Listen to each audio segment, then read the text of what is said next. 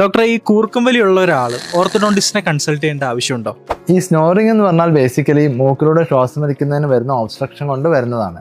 ഇതിന് multiple factors ഉണ്ടായേക്കാം. ഈ രണ്ട് കണ്ടീഷനിലും കാണപ്പെടുന്ന രണ്ട് ഇഷ്യൂസ് ആണ്. ഒന്ന് മാക്സിലറി കൺസ്ട്രക്ഷൻ, അതായത് മുകളിലത്തെ എല്ലിന്റെ വളർച്ചക്കുറവ്. ഈ മാക്സിലറി കൺസ്ട്രക്ഷൻ ഓർത്തഡോണ്ടിസ്റ്റിന് മാക്സിലറി എക്സ്പാൻഷൻ മുഖേന അതിന് ഹെൽപ്പ് ചെയ്യാൻ പറ്റുന്നതാണ്.